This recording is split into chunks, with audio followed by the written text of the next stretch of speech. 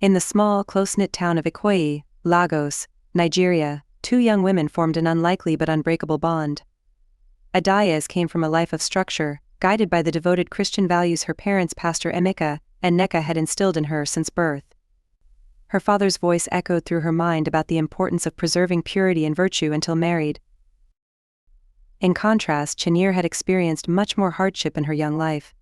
At just 16 years old, she was orphaned when her mother suddenly passed away. With her father Uzochi being an unreliable parent at best, Chinyere took up residence alone in the modest home left behind by her late grandmother.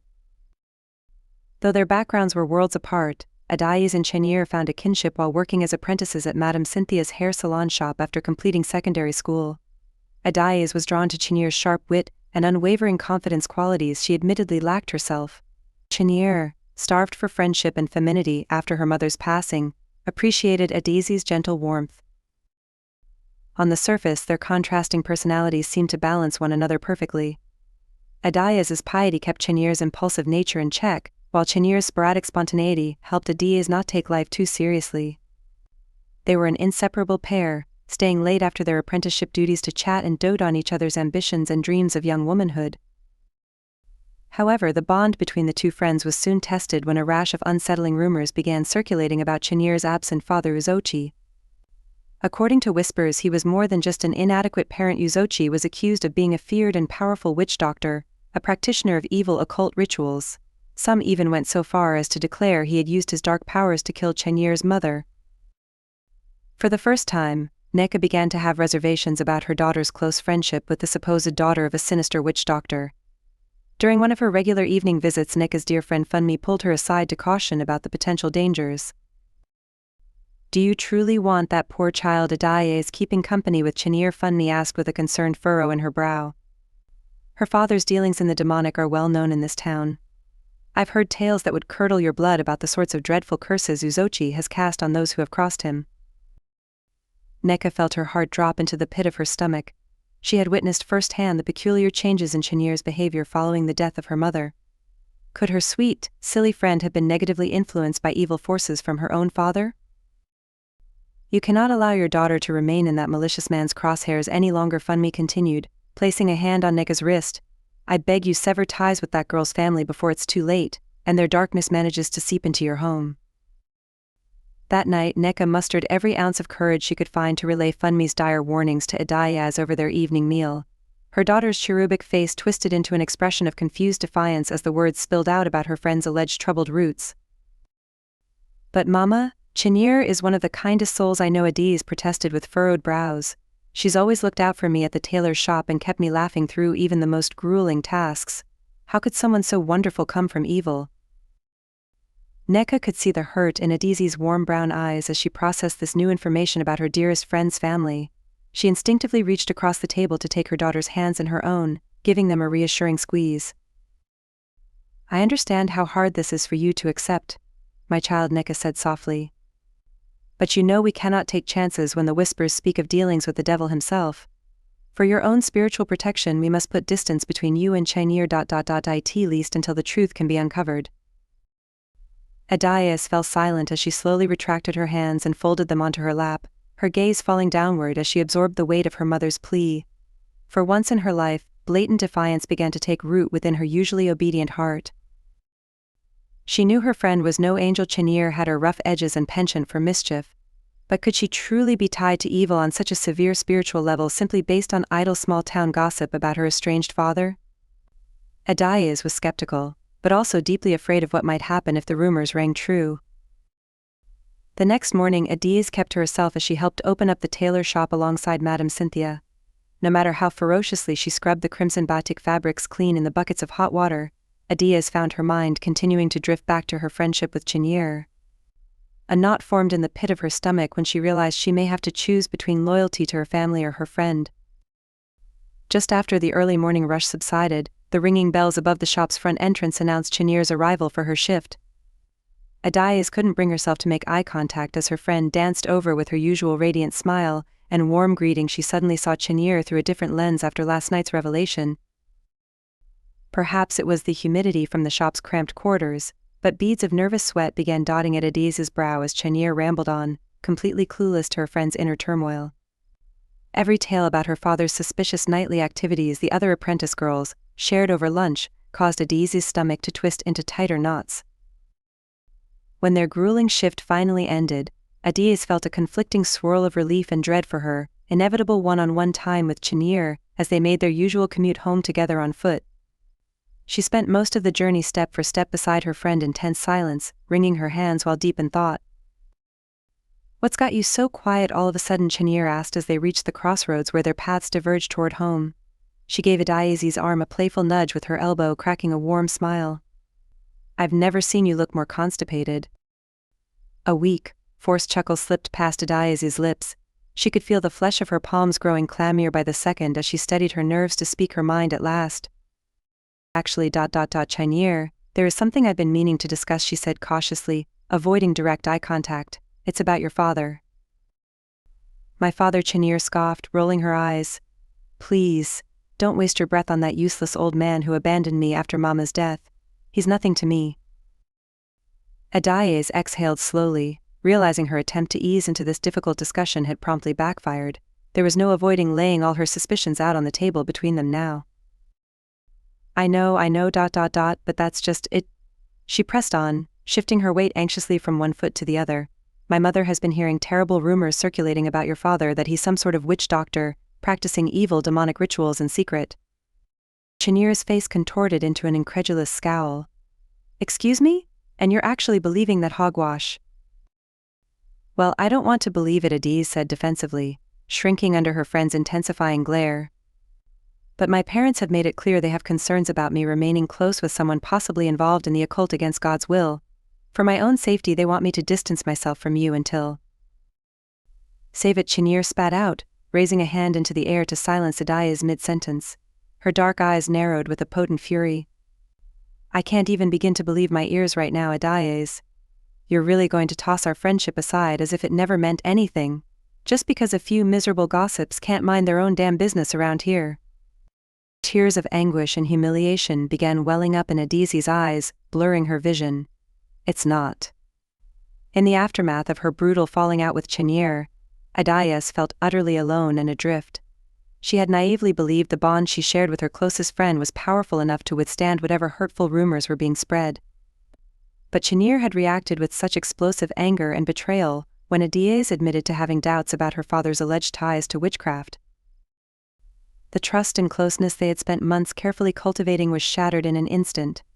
Walking the dusty roads of Ikoyi, without Chinyere's voice and laughter ringing out beside her, left Adaeze with an immense, consuming silence that seemed to swallow her whole.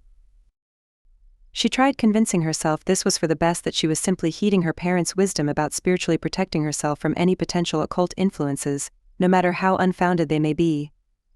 But in her heart, Adaeze couldn't silence the persistent guilt gnawing away at her conscience for so easily throwing away her treasured friendship on the basis of mere rumors. For several nights after the earth-shattering blow-up, Adaeze tossed and turned in a restless slumber. She dreamed of an emotionless, twisted version of Chinyere's face peering back at her shrouded in ominous shadows and whispering hateful rebukes in her ear. Each time, she would jolt awake in a cold sweat, eyes wide with despair and hurt. When she finally did manage to drift off, Adaeze was besieged by another disturbing dream. This time, Chinyere stood defiantly with her hands on her hips, glowering at Adaeze from across a mystical glowing circle etched into the ground around her bare feet. All around the circle danced shadowy inhuman figures, slithering to and fro. Chinyere opened her mouth as if to unleash another verbal assault at Adaeze for her betrayal. But the only sound that came out was a deafening inhuman howl that caused the earth itself to tremble underneath Adaeze's feet. She awoke in a jolt, clutching at her rapidly beating heart just as violently as the first. Adaeze tried her best to put on a brave face at the tailor shop in the days after her friendship with Chinyere became a torched memory, but the absence of her bubbly presence, her joyous laugh that used to emanate like music throughout the cramped workspace, was sorely missed. Her eyes constantly wandered over to the empty stool where Chinyere used to effortlessly crank out one elaborately patterned tunic after the next, lost in her own little world. At any given point, Adaeze half expected her friend to come sashaying through the front entrance, shooting her a warm smile and teasing remark about how glumly she'd been carrying herself lately, but the bells over the shop's door never rang with that familiar arrival. In fact, Adaeze wasn't even sure if Chinyere was still living alone in her late grandmother's home anymore. She couldn't bring herself to pass by the path in front of it during her daily walks to and from the shop, paranoid she'd catch sight of her old friend only to have her scorching rage unleashed upon her again. What Adaeze didn't realize was that Chinyere was far too consumed by her own vengeful wrath to be lingering around Ikoyi in her usual haunts. The bitter accusations lodged against her father's supposed forays into the occult had ripped open a raw, unhealed wound from losing her mother that she never properly grieved. And once again, Adaeze was now positioned as yet another relationship lost to the darkness Chinyere felt stalked her life. So she sought out the only solace she had left in this world, the very source of all the rumors that had divided her and Adaeze to begin with. Chinyere made the long, daunting pilgrimage to the outlying thickets on the outskirts of Ikoyi, where her father Uzoki was secluded deep in the bush among his den of unholy relics. The mere sight of his hooded, gnarled figure hunched over a boiling black cauldron filled Chinyere with a mixture of fear and hatred. Most of her earliest childhood memories consisted of him either ignoring her completely or subjecting her to angry outbursts. But at this stage, Uzoki represented her path to deliverance from the all-consuming pain caused by her friendship's demise. Without so much as a greeting, Chinyere approached her father and thrust her finger toward the noxious plume of smoke billowing up from the cursed pot's rim. "Whatever you've been brewing up in this godforsaken nest of yours, I want you to use it against that snake Adaeze." Uzoki turned slowly, his soulless black eyes regarding his daughter from deep within the recesses of his cloak. The rumors of your severed companionship have reached even my reclusive ears. And you seek retribution upon the foolish girl blinded enough to buy into them. That foolish girl had the gall to claim the only true friend I'd ever known was too tainted for her righteous presence. Because of stories she heard about she-devils and demonic rituals I'm sure you had more than a small part in starting. Chinyere hissed, storming closer until her body was bathed in the swirling emerald vapor rising off the cauldron. Uzochi cackled, a sound that sent chills down her spine. "Ever the dramatic child you were, love, but I suppose such flair is to be expected from the offspring of one of Ikoyi's most powerful witch doctors." The mere mention of her indelible connection to her father's malevolent craft caused Chinyere's heart to sink momentarily. Since her mother's death, she had longed for no association whatsoever with Uzochi, or his wicked ways. But the depth of her anger toward Adaeze quickly overpowered any previous reluctance. "I don't care what ungodly art you have to practice," she shouted, slamming her fists down onto the cauldron's rim with a fiery burst of sparks. "I want that Adaeze to suffer as I've suffered. To feel the same searing betrayal and loneliness coursing through these veins." Uzochi's yellowed teeth spread into a sinister grin. "Your wish is my unholy obligation, dear daughter," he began, scooping a ladle full of the mysterious potion from the cauldron as Chinyere watched with unbridled anticipation. "But be warned, the spiritual path of vengeance I will set your little friend's feet upon is one of no return. She will become—" The witch doctor's voice lowered into an ominous growl as he pulled a small leather pouch from his robe. He untied the drawstring pouch and dumped a pile of bone-white dust from its contents into the bubbling black surface of the cauldron. The murky liquid immediately transformed into a brilliant swirling crimson vapor, rapidly expanding outward until father and daughter both were cloaked in its hellish red mist. An object of eternal torment, relentlessly pursued by the lascivious cravings and lust of every man whose path she dares to cross. Back in Ikoyi, Adaeze continued on with the solemn routine of her daily life, taking any fleeting solace she could find in the tender embraces of her doting parents. They kept a deliberately tightened watch over their daughter's emotional state, attempting to soften the blow of her severed friendship. But there was only so much surface-level comforting they could provide. No amount of soothing words or consoling caresses could alleviate the hollow emptiness Adaeze felt without her other half by her side. Several nights after Chinyere had stormed away from her, Adaeze woke in a sweat from a dead sleep, this time not as a lingering effect of any waking dream. Something felt different.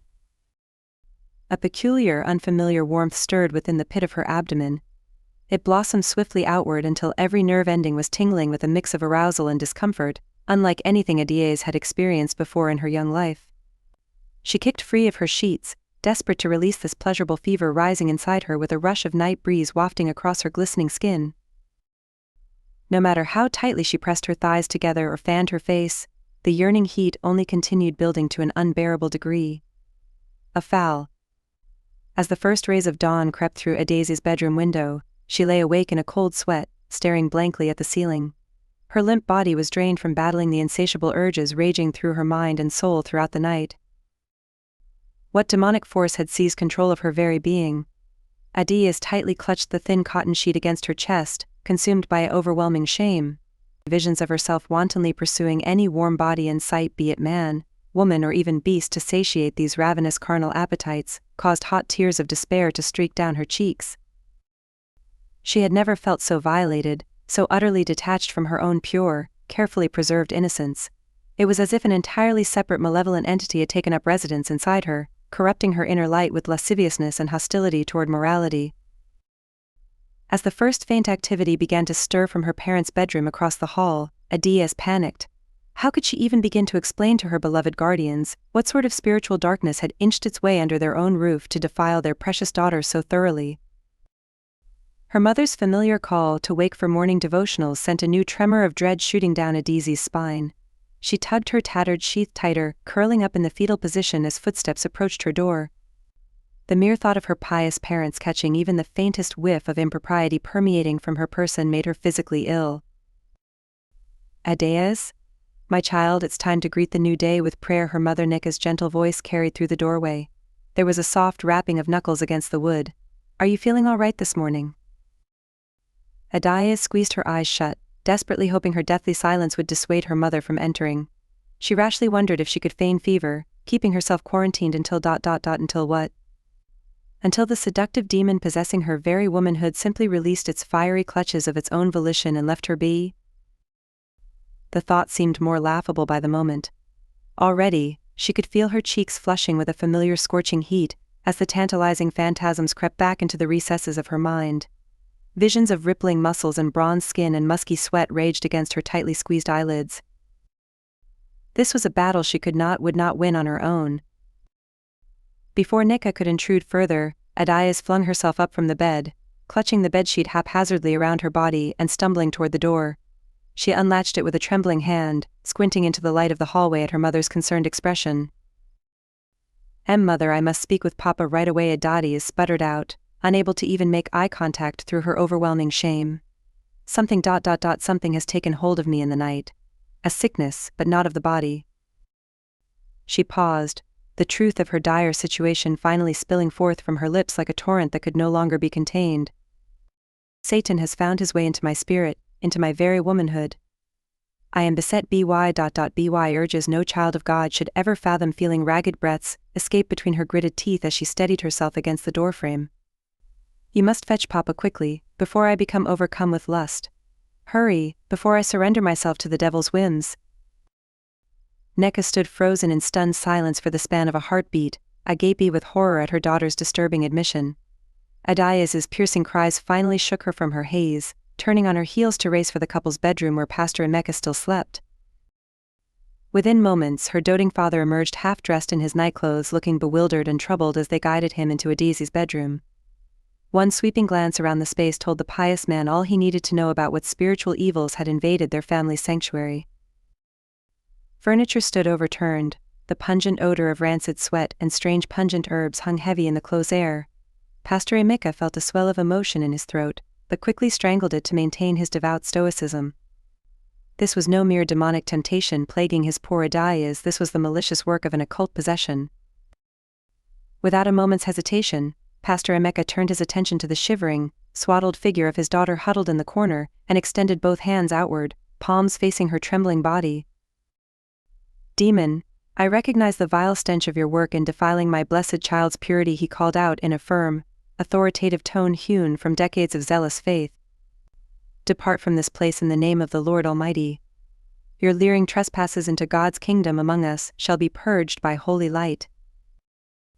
Adaeze squeezed her eyes shut as her body pitched rigid, a visceral primordial moan escaping her parted lips. Something dark and ancient within her recoiled at her father's stern rebuke with violence.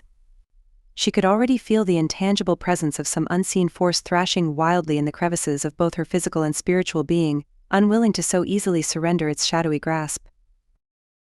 Nika watched her husband's exorcism ritual unfold in reverent silence, wincing in tandem with each corkscrew twist of visible anguish rippling through Adaeze's slender form.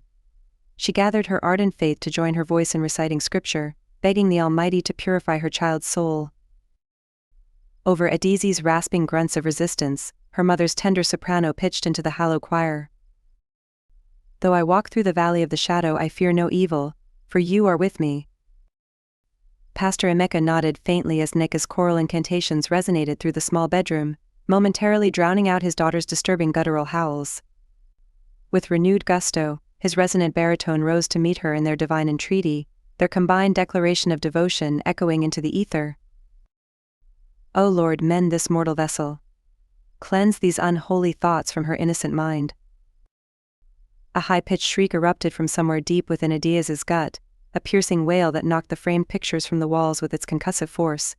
In that horrifying instant, her once cherubic features were twisted in a demented, animalistic mask of malice and heathen rage.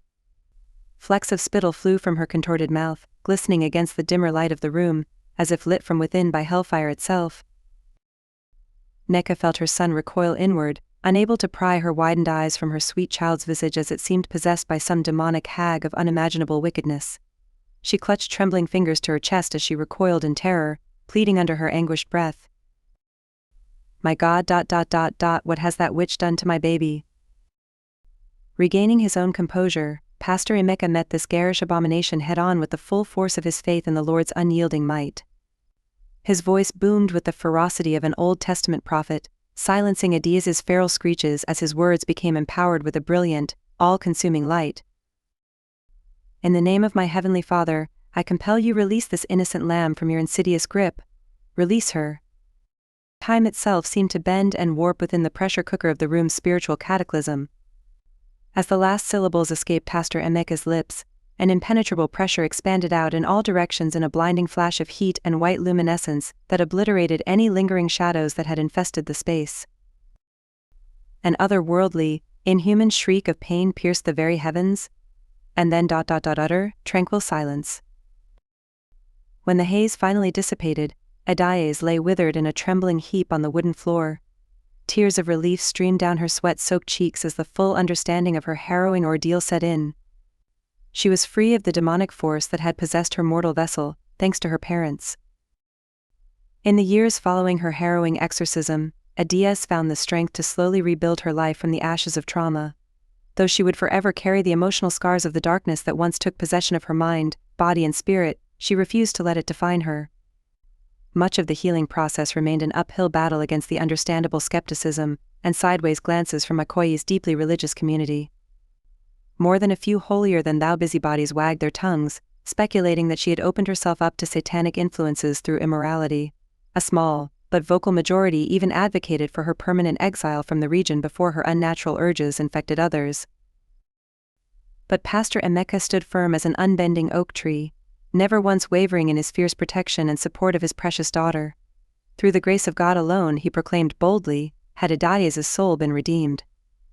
She was the beacon of light in the darkness to be praised, not shunned. At her father's insistence, Adaeze temporarily fled the oppressive atmosphere of Ikoyi to complete her collegiate education at the university in a larger, more cosmopolitan city far from the toxic vines of gossip mongers.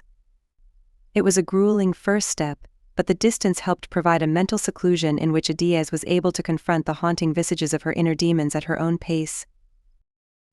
More invaluable than any scholastic teachings, though, university opened up a new social world of experiences that breathed life back into Adaeze's shattered self-esteem. Over time, she was able to shed the tattered, threadbare cloak of victimhood and started coming out of her shell. Through the nurturing acceptance of a tight-knit Christian fellowship group on campus, Adaeze gradually learned to forgive herself for the atrocities she readily acknowledged were completely out of her control back in Ikoyi. God's love coursed through her with a renewed sense of purpose, one fueled by her first-hand perspective on how darkness could so profanely corrupt the righteous. In her senior year, Adaeze encountered another pivotal relationship that proved instrumental in helping her heal from the traumas of the past. One crisp autumn morning, she found herself drawn to the warm tenor of an impassioned young man's voice carrying across the campus green. Tochi stood with an air of poised confidence, leading a Bible study discussion centered around the power of forgiveness and breaking intergenerational spiritual curses. As a pastoral counseling major, his ambition was to provide the same compassionate guidance he had once urgently needed from a mentor while navigating his own family's struggles with addiction and negativity. From the moment Adaeze locked eyes with Toki that day, she felt an instantaneous kinship that awakened parts of her battered spirit previously dormant. His words of wisdom and lived faith experiences mirrored her own personal pains in such an unexpectedly profound way, giving voice to the burdens she had been internalizing for years. An ember of spiritual intimacy was ignited between the pair, one that blossomed over many nights of conversation and prayer spent getting to know one another on a deeply human level. Adaeze knew early on that Toki was a profoundly special human being, one of the few blessed with the truest grasp of the love and grace that kept her own faith afloat during immeasurable darkness. So it was no surprise that when the highly anticipated day finally came for Toki to officially extend his hand in marriage to Adaeze, she accepted without hesitation. Their union would provide the bedrock of Christian unconditional love and trust that both had craved in a partnership. Bound in the light of their spiritual convictions, Toki vowed to forever walk alongside Adaeze and help her embrace each new day with purpose, rather than fear of what hid in the encroaching shadows. In the years after exchanging vows and settling into his family's homestead, Toki made good on that promise through his tireless devotion. His nurturing presence was the sturdy foundation that gave Adaeze the courage and confidence to slowly reintegrate her past into the present. Together they made the sojourn back to her humble roots in Ikoyi, for their first visit since the darkness nearly consumed her. Upon passing over the dusty roads leading into the village, Adaeze felt a visceral twinge of anxiety shoot through her core. Ikoyi's provincial contours both beckoned with familiarity and haunted through a veil of intense triggers all at the same time.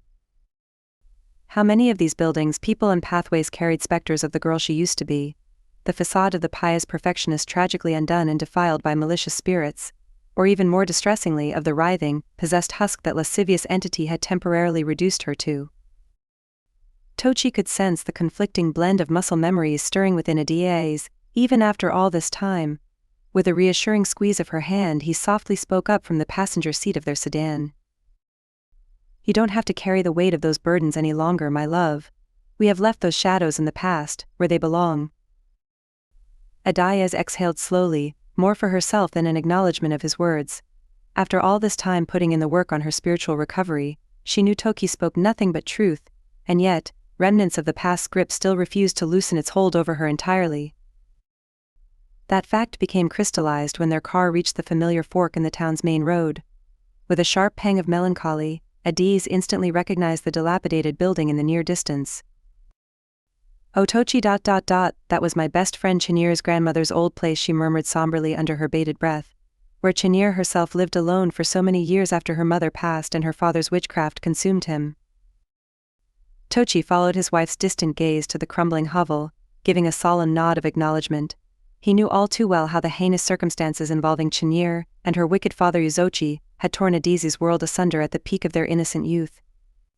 It had set into motion a chain of tragedy that culminated in the exorcism he once felt utterly helpless to protect her from. But as he turned back to respond, Adaeze's eyes went wide with a sudden stunned recognition.